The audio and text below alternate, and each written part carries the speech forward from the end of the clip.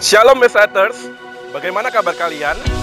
Sebelum kita akan mengikuti ibadah pada pagi hari ini, Losa akan membacakan firman Tuhan yang diambil dari surat Kolose pasal yang ketiga, ayat yang ke-16. Hendaklah perkataan Kristus diam dengan segala kekayaannya di antara kamu, sehingga kamu dengan segala hikmat mengajar dan menegur seorang akan yang lain, dan sambil menyanyikan mazmur dan puji-pujian dan nyanyian rohani, kamu mengucap syukur kepada Allah di dalam hatimu. Yang tak bisa dunia berikan, kini kau pegang hidupku, dan kau hapus kesalahanku. Berharganya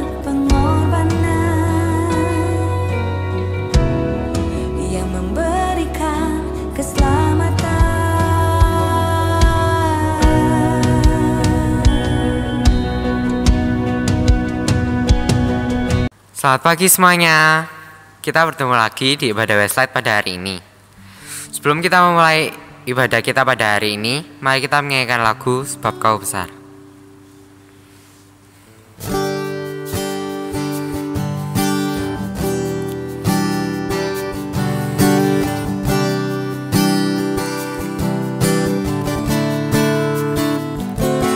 Ku beri kemuliaan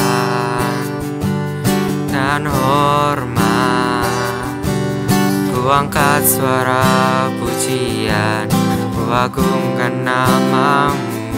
Ku beri kemuliaan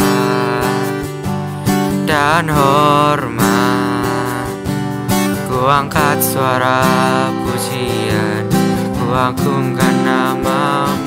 Sebab Kau besar, perbuatanmu ajaib, tiada seperti Engkau,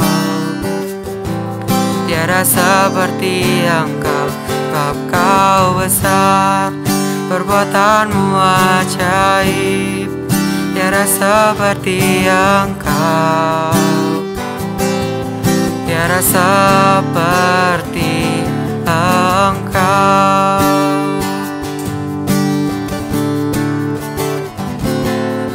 Kemuliaan dan hormat, ku angkat suara pujian, ku agungkan namamu.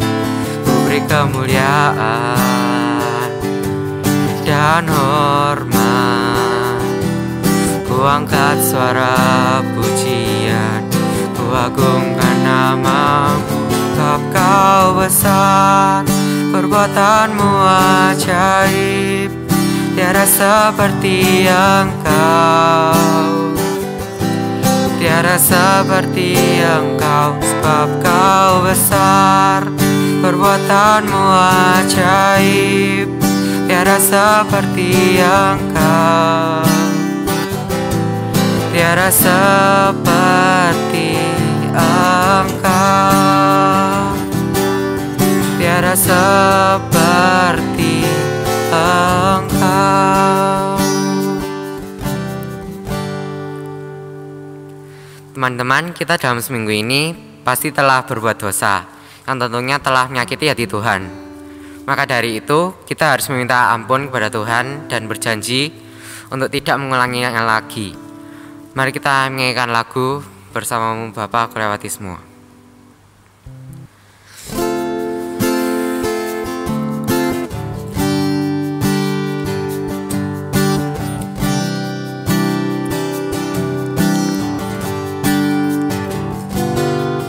Engkau ada bersamaku di setiap musim hidupku. Tak pernah Kau biarkan ku sendiri.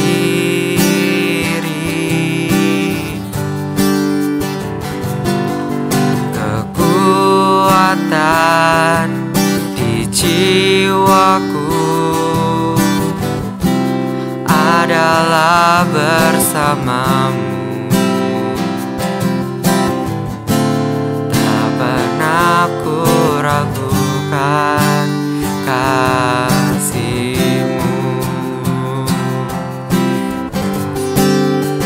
Bersamamu Bapa,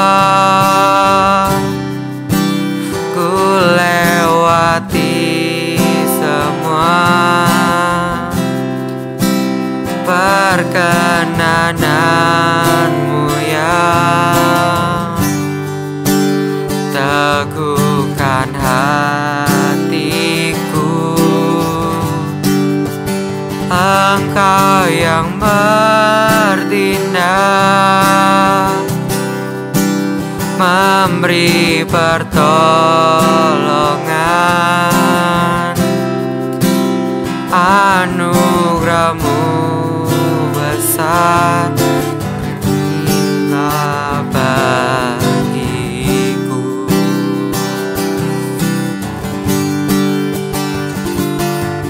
Engkau ada bersamaku di setiap musim hidupku. Tak pernah Kau biarkan ku sendiri.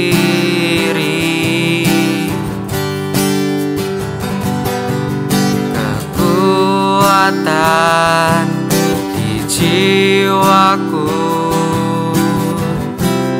adalah bersamamu. Tak pernah ku ragukan kasih-Mu. Bersamamu Bapa, ku lewati semua perkenanan-Mu yang teguhkan hatiku. Engkau yang bertindak, memberi pertolongan. Anugerah-Mu besar melimpah bagiku. Anugerah-Mu besar melimpah bagiku.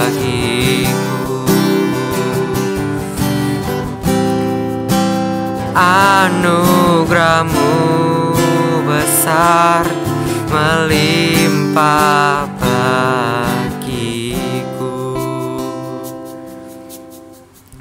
Teman-teman, mari kita berdoa. Tuhan, terima kasih Tuhan atas berkat-Mu pada hari ini. Tuhan, sekarang kami menghadap hadirat-Mu untuk meminta maaf atas segala dosa yang telah kami lakukan ya Tuhan.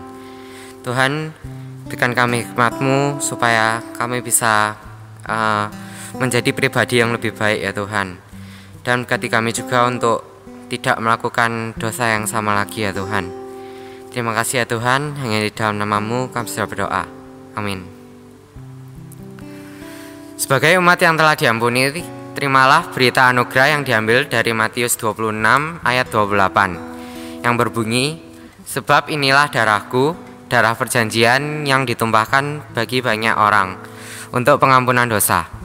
Dan terimalah juga petunjuk hidup baru yang diambil dari Matius 6 ayat 24. Tak seorang pun dapat mengabdi kepada dua tuan, karena jika demikian ia akan membenci yang seorang dan mengasihi yang lain, atau ia akan setia kepada yang seorang dan tidak mengindahkan yang lain. Kamu tidak dapat mengabdi kepada Allah dan kepada Mamon. Teman-teman, sebentar lagi kita akan mendengarkan firman Tuhan yang akan dibawakan oleh hamba-Nya. Tetapi sebelum itu, mari kita menyanyikan lagu Firman-Mu Pelita Bagi Kakiku.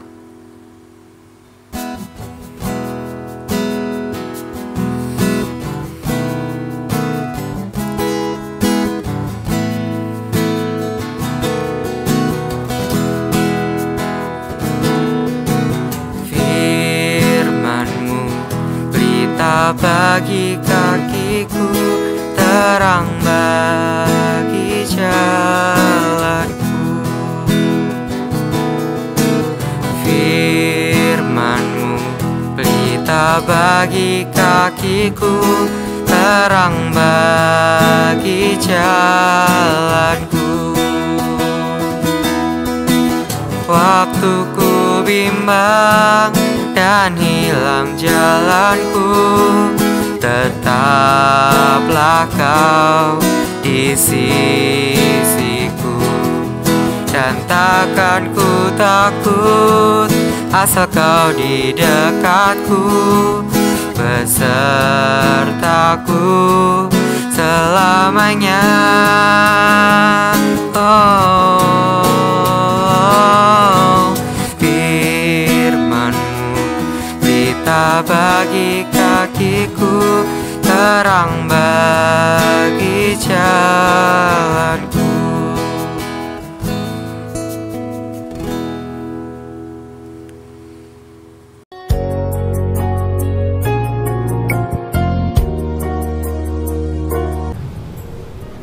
Shalom semuanya, rekan-rekan remaja pemuda dari GKT Citra Raya. Bersyukur kepada Tuhan kita boleh kembali diberikan kesempatan untuk kita boleh merenungkan firman-Nya. Terlebih dahulu mari kita masuk di dalam doa.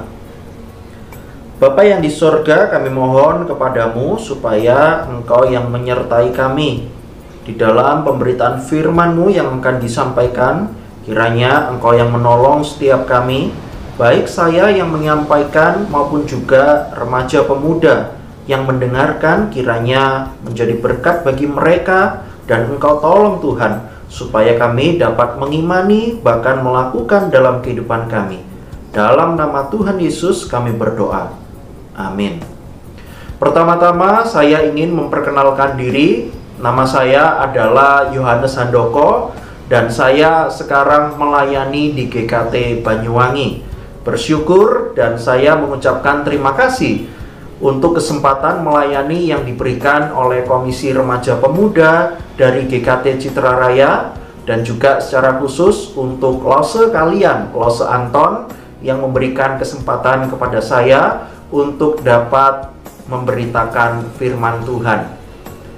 Kalau di STT Aletheia ada banyak dosen dan juga teman-teman dari STT Aletheia mengatakan saya dan Lose kalian, Lose Anton itu sangat mirip. Dipikir saya ini adalah kembarannya atau kakak atau adiknya Lose Anton. Tetapi kesamaan dari kami berdua adalah sama-sama dari kota Surabaya. Jelas kalian tahu dari cara ngomong Lose Yohanes, ini kita semua adalah satu kampung dari Surabaya. Bersyukur kepada Tuhan untuk kesempatan ini. Dan hari ini kita akan merenungkan satu tema, yaitu mendua hati tidak selamanya indah. Pembacaannya terambil dari Yakobus 4 ayat 1 sampai 10. Saya akan membacakan terlebih dahulu ayat 1 sampai ayat yang kelima. Yakobus 4 ayat 1 sampai ayat yang kelima. Dari manakah datangnya sengketa dan pertengkaran di antara kamu? Bukankah datangnya dari hawa nafsumu yang saling berjuang di dalam tubuhmu? Kamu mengingini sesuatu, tetapi kamu tidak memperolehnya. Lalu kamu membunuh. Kamu iri hati, tetapi kamu tidak mencapai tujuanmu. Lalu kamu bertengkar dan kamu berkelahi. Kamu tidak memperoleh apa-apa karena kamu tidak berdoa. Atau kamu berdoa juga, tetapi kamu tidak menerima apa-apa karena kamu salah berdoa.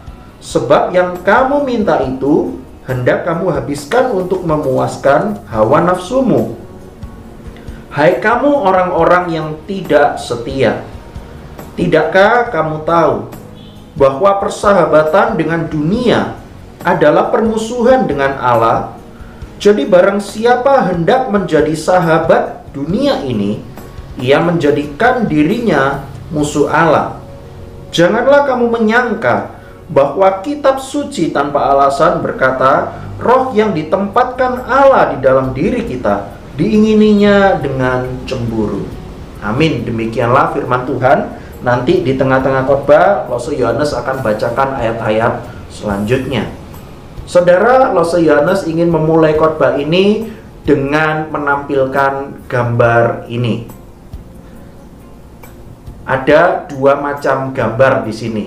Yang sebelah atas itu adalah mata uang Rp10.000, sedangkan yang bawah itu adalah mata uang Rp50.000. Kalau Lose Yohanes menawarkan uang ini kepada kalian, dan kalian hanya boleh memilih satu saja di antara dua ini, kira-kira kalian memilih yang mana? Tentu saja kalian sudah mengerti jumlah nilai uang yang lebih besar, yaitu 50.000. Kalau disuruh memilih hanya satu saja, tentu saja saya yakin sebagian besar di antara kalian itu memilih uang Rp50.000. Tadi Lose Yohanes katakan sebagian besar. Mungkin kalian berpikir, loh, emang ada yang mengerti jumlah uang Rp50.000 itu lebih besar, tapi justru memilih yang Rp10.000. Ini dikasih loh saudara, bukan utang. Ini dikasih gratis, hanya pilih salah satu. Nah, saudara sekalian, ternyata ada yang memilih Rp10.000. Alkisah dikisahkan bahwa ada seorang yang mempunyai usaha potong rambut. Nah, dia itu membuka sebuah salon, dan ketika ada orang yang potong rambut di tempatnya, dia ini adalah seorang yang supel dan pandai bergaul. Biasanya pelanggannya itu dipotong rambut dan dia diajak untuk bincang-bincang atau ngobrol-ngobrol. Satu kali saudara sekalian, si pemotong rambut ini berbincang-bincang dengan pelanggannya, lalu dia melihat ada seorang anak kecil di luar salonnya. Lalu dia berkata kepada pelanggannya ini, kamu lihat enggak itu? Anak kecil di depan salon saya. Oh ya, oke, saya lihat. Itu siapa? Itu tetangga saya. Tapi anaknya itu bodoh sekali. Loh, kenapa kok bodoh? Saya lihat anak itu kelihatannya normal tuh, dan kelihatannya cukup dewasa meskipun badannya agak kecil. Iya, bodoh. Coba ya, saya buktikan. Nah, lalu dengan bangga si pemotong rambut ini mengambil dua lembar uang, 10.000 dan 50.000. Nah, coba ya, lihat ya. Dek, sini dek. Gitu. Nih, 10.000 sama 50.000. Kamu pilih yang mana? Lalu anak itu ambil 10.000, langsung dia lari pulang ke rumahnya. Lalu dengan bangga dia itu bilang kepada pelanggannya ini, tuh kan, lihat, bodoh kan? Padahal dia itu cukup besar loh. Dia itu loh sudah kelas 6 SD, tapi memilih 10.000 daripada 50.000. Tuh kan, bodoh. Oh ya, oke. Sepertinya begitu. Lalu pelanggan itu selesai memotong rambut, dia bayar, lalu dia keluar dari salon tersebut. Di dalam perjalanannya menuju ke kendaraannya, dia itu melihat anak tadi yang mengambil uang 10.000 daripada uang 50.000. Dia panggil, dek, sini. Om mau tanya, kamu kelas 6 SD kan? Iya om, saya kelas 6 SD. Kamu tahu kalau 50.000 itu jumlahnya lebih besar atau nilai uangnya lebih besar daripada 10.000? Iya om, tahu dong. Lah terus kenapa kamu tadi pilih 10.000 daripada 50.000? Lalu si anak ini menjawab yang bikin kaget pelanggan dari salon tersebut. Anak ini jawab begini, iya dong om, coba kalau dari pertama 2 tahun yang lalu, sejak pertama kali saya langsung ambil 50.000, saya hanya mendapatkan 1 kali saja. Tetapi selama 2 tahun ini saya berkali-kali dapat uang 10.000. Nah, jadi saudara sekalian, kita lihat dan kita nilai. Sekarang mana yang bodoh? Anak kecil ini atau si empunya salon tersebut? Nah, saudara sekalian, demikianlah ketika kita selama hidup di dunia ini. Ada begitu banyak orang-orang di dalam dunia ini yang menganggap bahwa anak Tuhan atau orang Kristen ini adalah orang-orang bodoh. Ngapain kamu harus hidup percaya kepada Tuhanmu? Kamu tidak boleh melakukan ini, kamu tidak boleh melakukan itu. Kamu tidak dapat leluasa melakukan atau merencanakan hidupmu dengan hal ini atau hal itu. Ada begitu banyak orang yang menganggap bahwa orang Kristen, saya dan kalian semua adalah orang-orang yang bodoh. Orang-orang yang tidak masuk akal kalau dipikir secara duniawi. Nah, saudara sekalian, kalau kita melihat, ternyata pandangan dunia ini memang seperti itu. Karena itu jelaslah bahwa apa yang dikatakan oleh Yakobus di dalam pasal yang keempat ayat 1 sampai 10 ini, begitulah kondisi orang-orang dunia yang tidak mengenal Allah. Orang Israel, orang Yahudi pada saat itu sedang hidup di dalam zaman perantauan. Di Yerusalem sedang ada penganiayaan yang begitu besar. Mereka harus merantau di tempat lain. Tetapi di sekeliling mereka penuh dengan orang-orang yang tidak percaya kepada Tuhan. Karena itu mereka berpikir, ngapain ya orang Kristen ini harus hidup melakukan hukum Taurat, tidak boleh melakukan ini, tidak boleh melakukan itu, dan sebagainya. Saudara sekalian, ada begitu banyak orang yang kebingungan melihat mereka menunjukkan rasa percayanya kepada Tuhan. Nah, saudara sekalian, kalau kita melihat di sekeliling mereka itu ada orang-orang yang tidak percaya kepada Tuhan. Nah, celakanya pengaruh dari dunia ini telah masuk di dalam orang-orang Yahudi yang percaya kepada Tuhan. Sehingga apa? Sehingga gereja pada saat itu sudah terpengaruh oleh kondisi dunia di sekitarnya yang rusak, yang penuh dengan banyak cacat celah dan kejahatan di hadapan Tuhan. Apa buktinya? Ketika dunia itu sudah masuk di dalam sebuah gereja, mempengaruhi kehidupan anak-anak Tuhan. Kalau kita melihat di dalam ayat 1 sampai ayat yang ketiga, di situ sudah jelas ada begitu banyak anak Tuhan itu yang akhirnya tergoda melakukan hal yang sama seperti apa yang dunia lakukan. Di situ dikatakan, di manakah datangnya sengketa dan pertengkaran di antara kamu? Ternyata pada saat itu persekutuan orang percaya atau gereja ternyata ada pertengkaran dan juga sengketa. Jadi ternyata bukan cuma zaman sekarang ini gereja penuh dengan banyak sengketa dan pertengkaran. Ternyata zaman dulu pun juga ternyata sama loh. Mereka mengalami sengketa dan juga pertengkaran. Lalu Yakobus tanya begini, dari mana datangnya sengketa di antara kamu itu? Bukankah datangnya dari hawa nafsumu dan yang saling berjuang di dalam tubuhmu?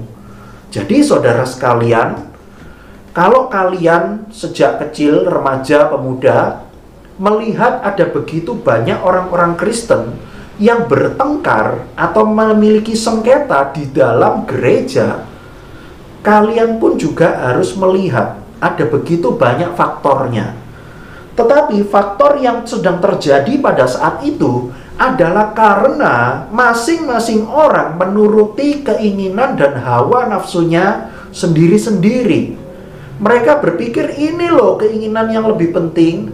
Lalu sedangkan orang lain, bukan, kamu salah. Ini yang lebih penting dan harus dilakukan.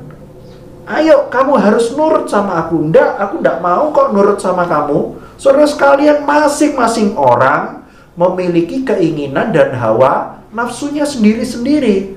Sehingga itu menimbulkan pertengkaran dan juga sengketa. Nah, saudara sekalian, kalau kita melihat di situ dikatakan bahwa kamu mengingini sesuatu tetapi kamu tidak memperolehnya. Lalu kamu membunuh, kamu iri hati, tetapi kamu tidak mencapai tujuanmu. Nah, saudara, Bayangkan ada sebuah sengketa, mereka itu ingin memenuhinya, tetapi mereka tidak mencapai tujuannya. Lalu apa yang dilakukan oleh mereka? Mereka membunuh, mereka iri hati, mereka dendam, mereka saling merusak satu sama lain, sehingga mereka yang seharusnya adalah orang-orang percaya, sekarang mereka melakukan seperti apa yang orang-orang dunia lakukan. Nah, saudara sekalian, kalau kita melihat Yakobus menyebut mereka yang melakukan hal tersebut di dalam ayat yang keempat, menyebut bahwa mereka adalah orang-orang yang tidak setia. Mereka adalah orang yang tidak setia, mereka orang yang tidak taat kepada Tuhan. Bahkan mereka dikatakan bahwa mereka itu sedang ada di dalam sebuah kondisi yang menyebutkan mereka itu bukan lagi sahabat Allah kalau melakukan seperti itu. Tetapi mereka itu lebih tepatnya disebut sebagai sahabat dunia. Kalau mereka adalah sahabat dunia, maka mereka adalah musuhnya Allah. Satu kali ada seorang anak sekolah minggu yang datang bertanya sesuatu kepada Lose Yohanes. Anak ini kelas 5 SD. Satu kali selesai sekolah minggu, dia menghampiri Lose Yohanes, lalu dia tanya, saya mau tanya, Oh, oke. Boleh, mau tanya apa? Artinya berzina itu apa sih? Saya kaget.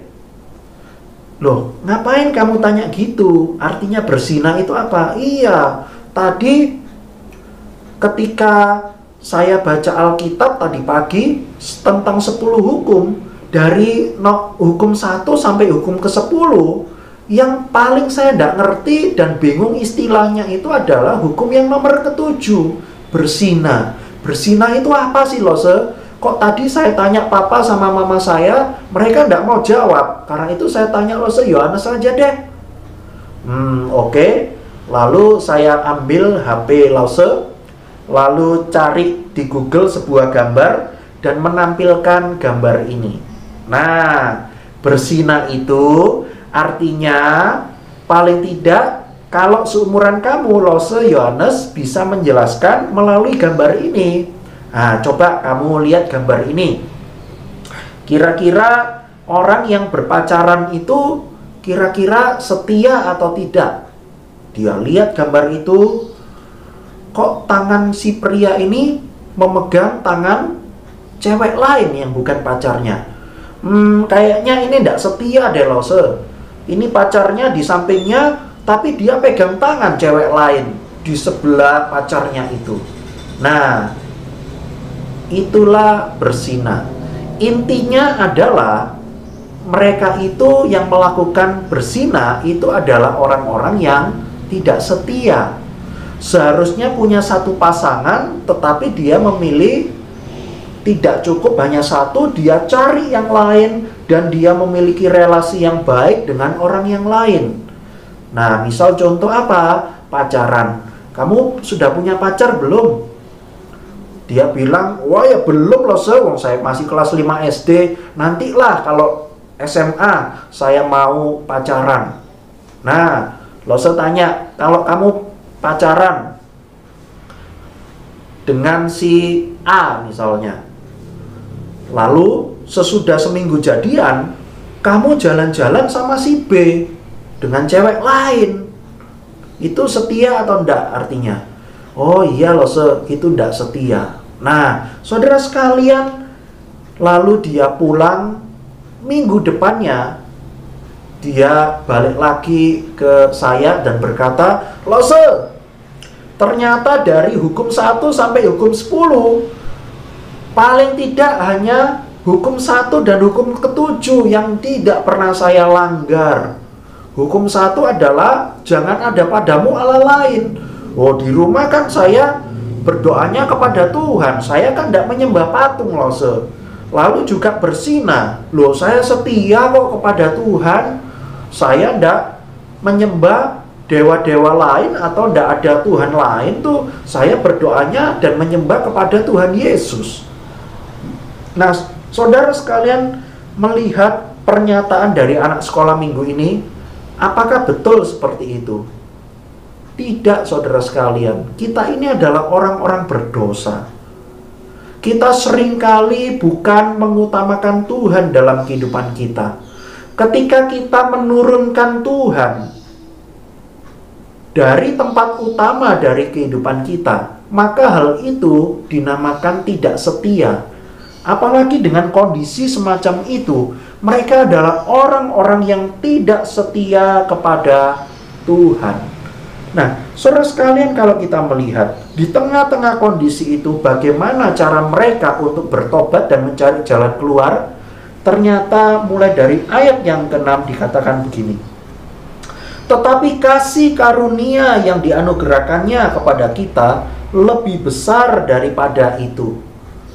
Jalan keluar yang dibuat oleh Tuhan, yaitu Tuhan sendiri yang bekerja memberikan kasih karunia anugerah bagi mereka semua.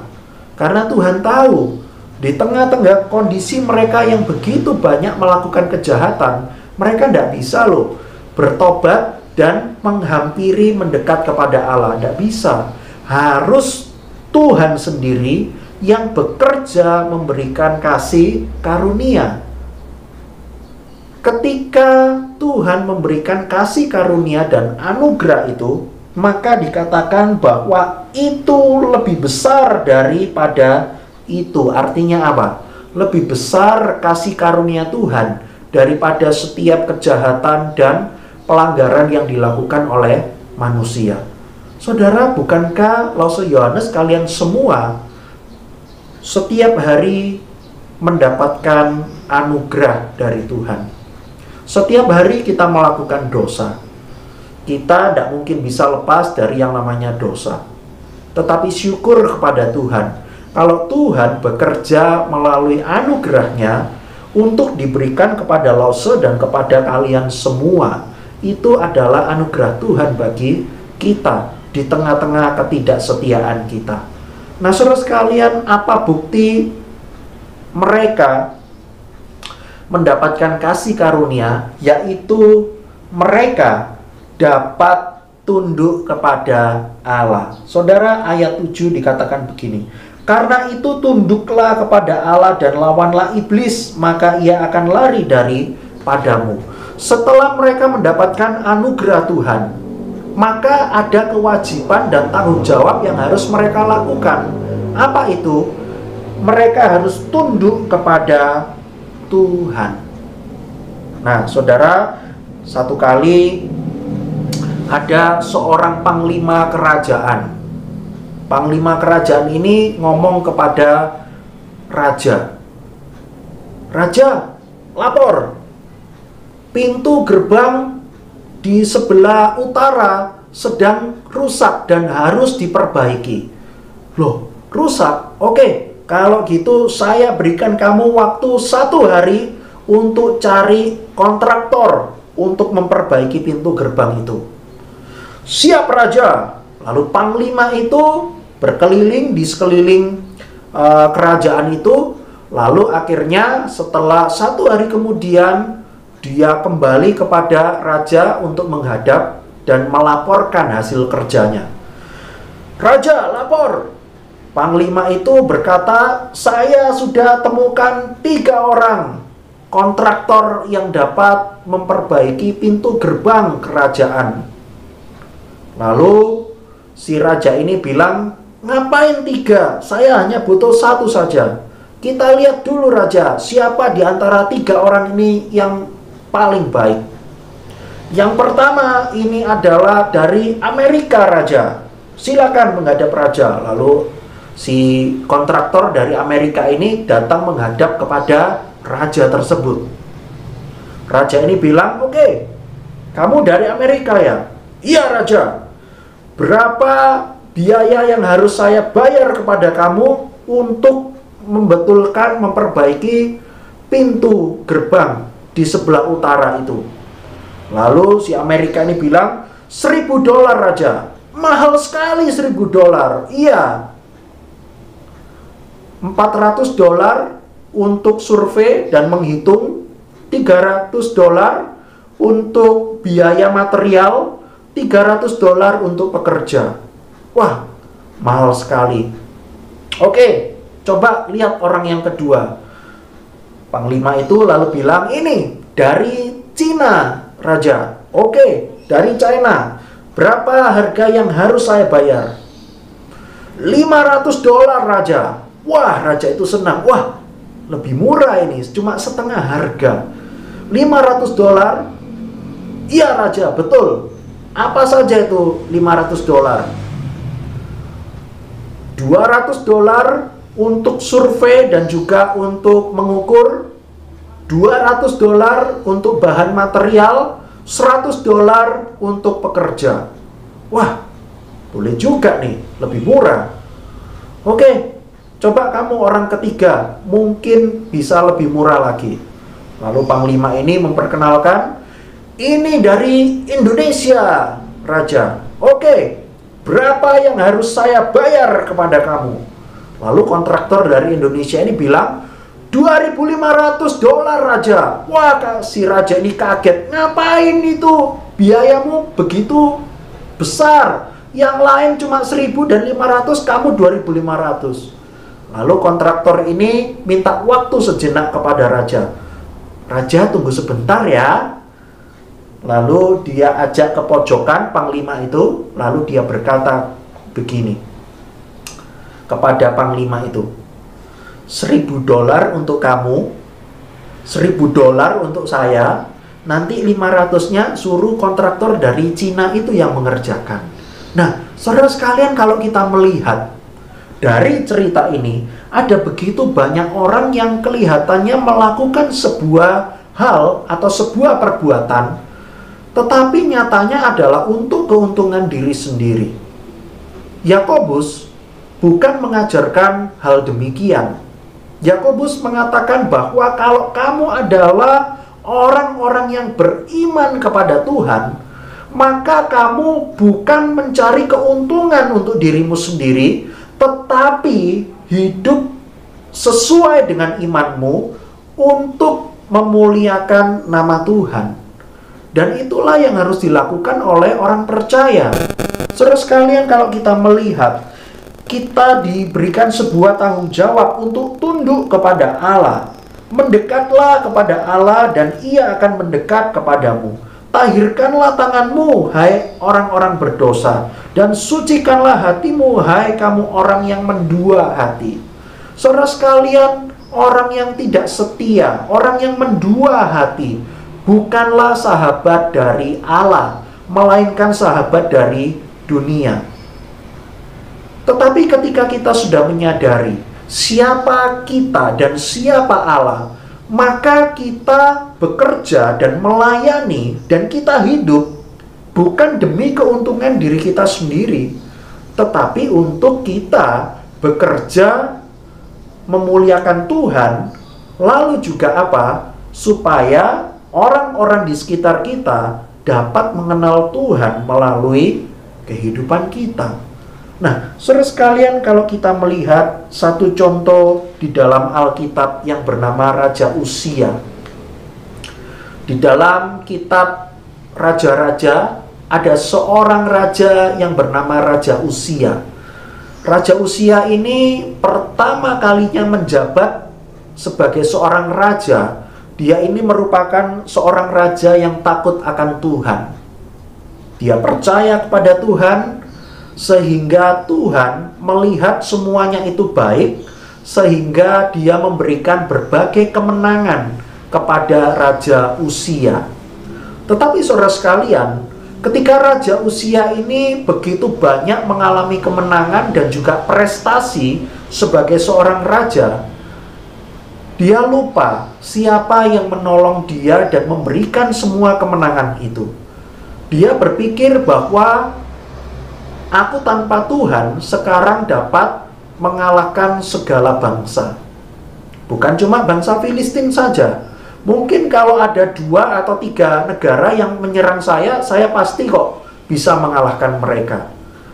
Raja Uzia lupa siapa yang memberikan kemenangan bagi mereka. Bahkan satu kali Raja Uzia ini masuk menghadap Tuhan, lalu membakar ukupan persembahan. Padahal seorang raja tidak diperbolehkan untuk membakar ukupan persembahan sendiri, harus melalui perantara seorang imam. Karena itu saudara sekalian, Tuhan marah dan akhirnya Tuhan memberikan hukuman kepada Raja Uzia. Saudara sekalian, hal ini mengingatkan setiap kita bahwa siapa diri kita di hadapan Tuhan. Yakobus di dalam ayat 9 dan ayat yang ke-10 memberikan sebuah ajaran yang penting, yaitu sadarilah kemalanganmu, berduka cita dan merataplah. Lalu ayat 10 dikatakan begini, rendahkanlah dirimu di hadapan Tuhan dan Ia akan meninggikan kamu. Saudara, demikianlah ketika kita mendapatkan anugerah dari Tuhan. Janganlah kita hidup sama seperti orang-orang dunia yang mendua hati, yang menjadi sahabat dunia daripada sahabat Allah. Marilah kita mengingat diri kita, siapa kita di hadapan Tuhan. Kita adalah orang-orang yang berdosa di hadapan Tuhan, tetapi yang sudah menerima anugerah Tuhan sehingga mendapatkan anugerah keselamatan.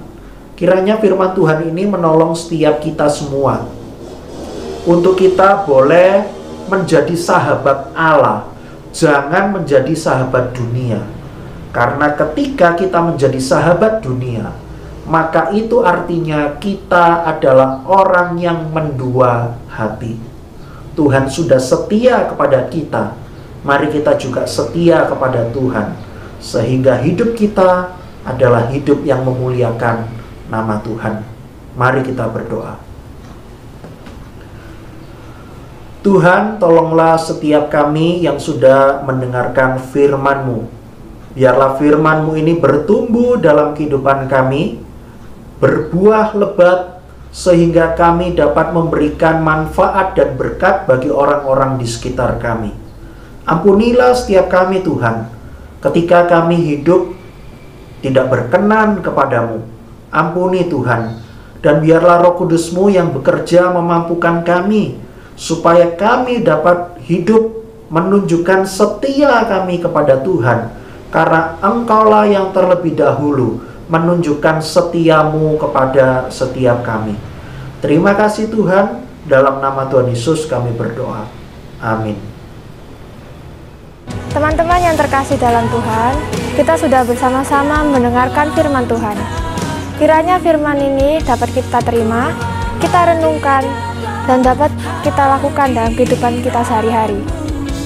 Dan sebagai ungkapan syukur kita kepada Tuhan, marilah kita memberikan persembahan, baik itu persembahan minggu ataupun persembahan perpuluhan, yang dapat dikirimkan melalui rekening di bawah ini. Dan jangan lupa untuk mengikuti acara Westalk setiap hari Sabtu jam 5 sore di Zoom ataupun IG Live. ID dan password Zoom akan diinformasikan lebih lanjut. Dan di acara Westalk ini kita bersama-sama akan bersekutu, memuji Tuhan, merenungkan firman-Nya, dan berdoa di dalam komunitas kita. Karena kita masih mengalami pandemi COVID-19, marilah kita untuk tidak melupakan protokol kesehatan, baik itu mencuci tangan, memakai masker, menjaga jarak kita.